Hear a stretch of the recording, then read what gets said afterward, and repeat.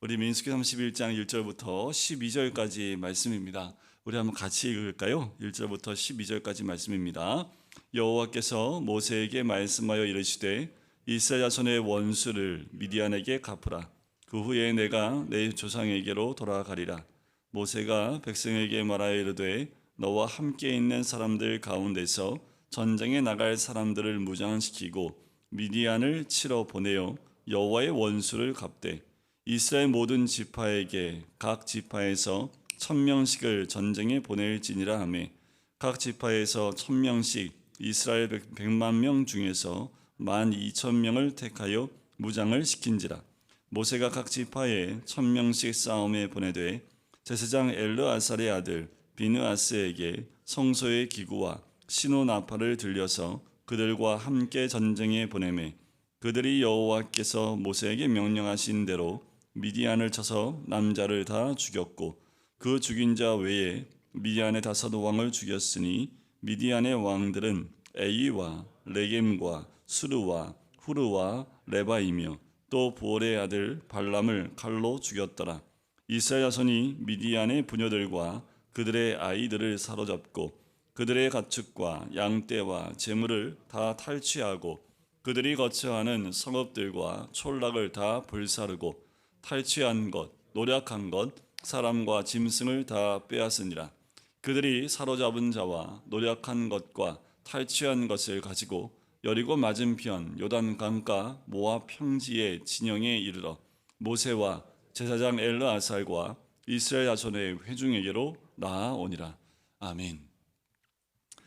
이제 이스라엘 백성이 가나안 땅 바로 앞에까지 왔습니다. 오늘 본문의 이 전쟁은 가나안 땅에 들어가기 전 마지막 전쟁입니다. 이 전쟁이 왜 시작되었을까요? 이 전쟁의 시작점은 모압 왕 발락에 의해서 먼저 시작된 전쟁입니다. 발락이 미디안의 제사장이었던 발람을 초청하지요.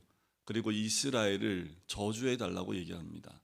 3번이나 이 발람을 통해서 저주를 부탁을 했지만 오히려 하나님이 그 저주를 바꾸어 축복하게 하고 또 이스라엘 백성을 하나님 백성으로 선포하는 모습을 보게 됩니다. 그리고 끝날 줄 알았습니다. 끝날 줄 알았는데 이 발람이 한 가지 꾀를 주지요. 그게 뭐냐 하면 이들에게 음란의 죄를 할 수 있도록 그렇게 꾀를 냅니다. 그래서 여러분들 민수기 25장에 보면 시딤에서 미디안 여인들 또한 모압 여인들을 통해서 이스라엘 남자들이 행음을 하게 합니다. 그런데 문제는 뭐냐 하면 그 음행과 함께 가지고 들어오는 것이 이 민족의 우상을 가지고 들어와요. 그 여인들과 음행을 하면서 그 우상들한테 절을 하는데 이게 어떻게 연결된 거냐면 그때 우상들에게 절을 할 때 우상을 섬길 때에 이 모압이나 미디안 이 사람들이 했던 가장 기본적인 것은 그 우상에게 행하는 행위가 뭐냐면 성행위를 통해서 그 우상을 섬기는 일을 했습니다. 그러니까 자연스럽게 그 이방 여인과 행음하는 것은 그 우상을 섬기는 것과 같이 들어가요. 그래서 25장의 여러분들 민수기에 보면 그 일로 이스라엘 백성이 몇 명이나 죽습니까? 하나님이 그곳에 연병을 허락하십니다. 그래서 24,000명이 죽게 돼요. 그 가운데 이스라엘의 유력한 자가 미디안 여인을 데리고 와서 또 행음하러 들어옵니다. 그때 엘르아살의 아들이었던 비느아스가 하나님의 그 의분을 가지고 창을 가지고 들어가서 그 남자 여자를 창으로 찔러 한순간에 죽입니다. 그 사건으로 인해서 연병이 그치게 되지요. 이 사건을 하나님이 기억하고 있습니다. 그 죄된 모습들, 오늘 전쟁은 다른 전쟁과 좀 달라요. 바산한 옥이나 뭐 이런 왕들과 싸웠던 전쟁은요, 이스라엘 백성이 가는 길을 막았기 때문에 생겼던 전쟁이라면 오늘 있는 이 전쟁은 죄에 대한 전쟁이고 선포입니다. 그 이유가 무엇이냐면 전쟁하러 나가는데 누가 같이 나가냐면 제사장 비느하스가 함께 나가는 모습을 봐요. 비느하스를 통해서 무엇을 가지고 나가게 합니까? 성소의 기구와 시노나팔을 들려서 보내요. 이 전쟁은 군인들의 싸움이 아니라 영적 전쟁입니다. 죄의 시작점이 되어졌던 그 죄에 대한 부분들을 하나님이 징계하시고 심판하시겠다라는 거예요. 하나님 지금도 우리와 별반 다르지 않습니다. 이스라엘 백성으로 하여금 죄에 넘어지게 하는 것들에 대해서 하나님이 뭐라고까지 얘기하시냐면 3절 끝에 보면 여호와의 원수를 갚되라고 말씀을 합니다. 하나님은 죄를 그냥 관과하고 넘기시는 분이 아닙니다. 특별히 구약의 하나님은 그 죄를 그냥 두지 않으시고 이스라엘 백성에게 하나님의 징계 주심으로 2만 4천 명이 죽게끔 하는 하나님의 그 이스라엘 백성에 대한 그 죄에 대한 것을 도려내기도 하시지만 그 죄를 시작하게 하는 것도 하나님이 원수로 보신다라는 거지요. 3절 앞에 보면 이렇게 말씀을 하십니다. 2절 앞에 보면 이스라엘 자손의 원수를 미디안에게 갚으라. 지금 이 원수를 갚으라고 하십니다. 근데 이것을 이스라엘의 원수라고 하시지만 결국 하나님은 이것을 여호와의 원수로 보는 거예요. 동일합니다. 이스라엘 백성 하여금 죄에 넘어지게 하는 그 원수를 갚으라는 거예요. 근데 결국 그 모든 것은 여호와의 원수가 되는 겁니다. 여러분들 우리의 삶 가운데 우리와 하여금 죄에 넘어지게 하는 것들이 있다면 다 그것은 우리의 원수일 뿐만 아니라 우리 하나님의 원수와도 같은 겁니다. 나로 하여금 죄로 넘어지게 하는 것 하나님이 그냥 보고 계시지 않다는 거예요. 하나님이 그 죄에 대한 부분들을 반드시 도려내시고 정결케 하시는 하나님의 역사가 반드시 있습니다. 이스라엘 백성이 돌이켜서 주께로 돌아오지 않고 죄 가운데 머무는 것 하나님이 그냥 보지 않으시지요. 연병이나 여러 가지를 통해서 하나님이 이스라엘 백성을 치시고 그들로 하여금 죄에서 돌이키게 할 수 있도록 하나님이 인도하시는 것들을 보게 됩니다.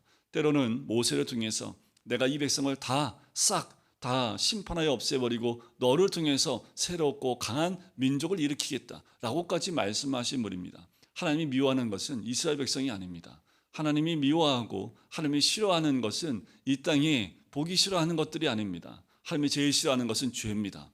하나님을 떠나 죄 가운데 머무는 것을 하나님이 제일 싫어하신다라는 거예요. 그래서 이 땅에 있는 특별히 하나님이 택하신 백성들이 그 죄에서 돌이키지 않고 죄 가운데 있는 것에 대해서 하나님이 그냥 보지 않으신다라는 거지요. 그래서 각 지파마다 몇 명씩이요? 1,000명씩만 뽑아요. 12지파 가운데 1,000명씩을 12,000명을 뽑아서 전쟁에 임하게 합니다. 왜 12,000명일까요? 더 많은 사람이 가서 한꺼번에 싸우면 되겠지만 이 1,000명씩은 하나님이 뽑은 사람들입니다. 하나님의 뽑은 사람들, 특별히 이 미디안 전쟁 가운데 전쟁에 참여하는 사람들은 장정 1,000명씩을 뽑아서 그 일을 감당케 하신다라는 거지요. 비느하사와 함께 일을 감당할 사람들을 뽑으신다라는 거예요. 하나님이 특별히 이 자연의 징계를 통해서 하나님의 능력으로 사람의 손을 비르지 않고 이런 전쟁에서 승리해도 분명할 수 있지요. 하나님의 능력과 권능으로 미디안을 치게 하실 수 있습니다. 이스라엘 백성을 동원할 필요도 없겠지요. 하지만 하나님이 이스라엘 백성을 각 지파마다 1,000명씩 동원하신 이유가 뭘까요? 너희들이 직접 그 죄에 대한 부분들을 잘라내기를 원하시는 겁니다. 또한 이 모든 일들 가운데 헌신된 자들이 반드시 필요하다는 거예요. 여러분들 무엇을 하든 하나님의 일을 하는 데는 헌신된 자가 필요합니다. 그리고 그냥 전쟁이라면 벗어난 옥이나 이 시온 왕처럼 그냥 전쟁에 나가서 우르르 가서 하나님의 능력과 함께 싸워 승리하면 됩니다. 하지만 이 전쟁은 그런 전쟁이 아니라는 거예요. 이 시대에 마지막 때 우리가 깨어 있어야 될 것은 우리 각 사람이 하나님이 뽑으신 사람들이 되어져 이 죄에 대한 전쟁에 승리케 하는 뽑힌 사람들이 되어주시기를 주의 이름 간절히 축원드립니다.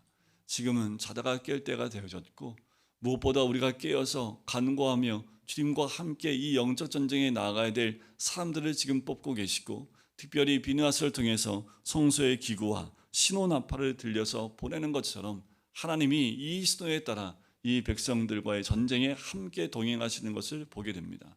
주님 오실 때까지 죄에 대한 전쟁, 죄와의 싸움은 우리의 삶 가운데 현장에 다 있습니다. 내가 있는 눈을 뜨고 눈을 감는 그 순간까지 우리의 삶에 펼쳐진 것은 죄와 죄에 대한 전쟁과 싸움이라는 거지요. 여러분들 반드시 깨어 있어야 합니다. 이때가 가까이 올수록 죄로 인해서 우리를 넘어지게 합니다. 그 죄는 하나님이 기뻐하지 않는 것을 선택하게 해요. 그래서 하나님과 멀어지게 합니다. 믿음의 결단을 하지 못하게 합니다. 우리로 넘어지게 하는 것들을 우리가 그냥 두고 계시면 안 돼요. 이제 때가 가까이 올수록 하나님은 더 정결케 되어진 자, 더 깨끗하게 주의 마지막 때를 준비하는 자들을 찾고 계신다라는 거지요. 결국 이 미디안 족속은 다 멸망하게 됩니다. 그들에게 의해서 빼앗아 오는 것들이 있지요. 13절 이후에 보면 하나님이 너무하시다라고 할 정도로 이들을 그냥 두지 않으신 것을 보게 돼요. 자, 다 싸움에서 돌아왔습니다. 자, 15절에 보면 너희가 여자들을 다 살려두었느냐 하면서 16절을 보세요. 이 전쟁의 시작점이 왠지를 설명하지요. 보라, 이들이 발람의 꾀를 따라 이스라엘 자손을 부올의 사건에서 여호와 앞에 범죄하게 하여 여호와의 회중 가운데 연병이 일어나게 하였느니라. 자, 정확하게 죄가 어떻게 들어왔는지에 대한 모세가 정확하게 지적을 합니다. 그러면서 더 나아가서 17절에 보면 그러므로 아이들 중에 남자는 다 죽이고 남자와 동침하여 사내를 아는 여자도 다 죽이라 라고 얘기를 합니다. 너무하시잖아요. 우리가 이런 것들을 보면 믿음이 없는 사람들 보기엔 하나님이 참 너무도 잔인하시다. 어떻게 이렇게까지 하시나.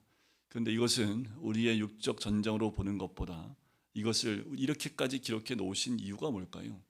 이거 너무하신 이런 사건들을 이렇게까지 그냥 전쟁에서 승리케 하시고 미디안을 징벌하셨다라고 해도 되는데 굳이 모세를 통해서 남자를 알았던 모든 여인까지 싹 다 죽이라고 한 이유는 뭘까요? 죄의 씨를 남기지 않게 하시렵니다. 하나님은 죄의 씨가 되는 그 어떤 것도 남기를 원치 않으세요.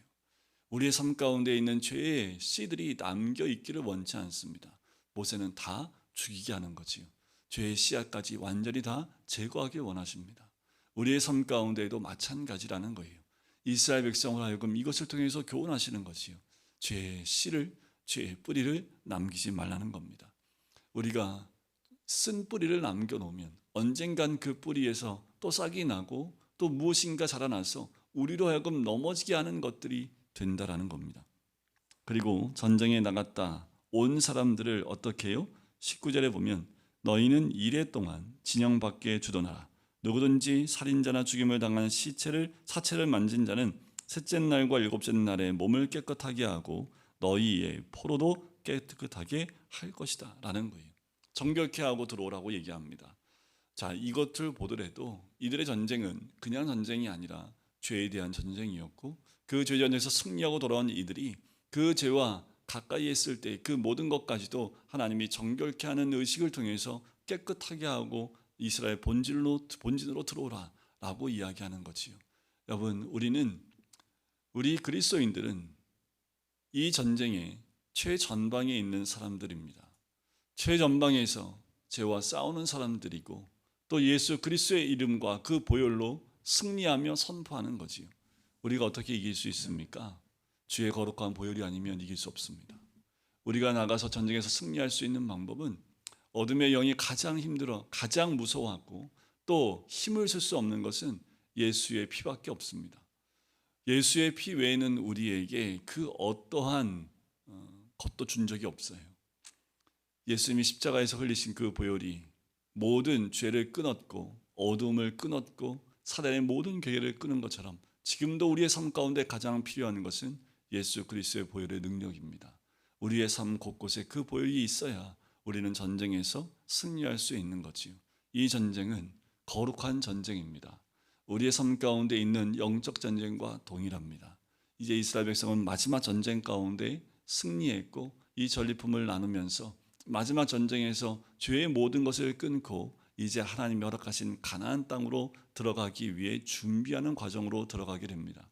우리의 모든 삶 가운데 매일 아침 또 매일매일 우리에게 다가오는 죄의 현장 가운데서 우리가 다 뽑힌 자가 되어져서 중보하고 또 기도하고 또 이스라엘 모든 민족과 공동체를 위해서 싸움터에 나갔던 이들처럼 우리가 그렇게 우리 공동체를 위해서 우리 모두에게 그런 전쟁의 제일 전방에 나가서 영적 전쟁을 할 수 있는 하나님의 사람이 되어야 될 줄 믿습니다.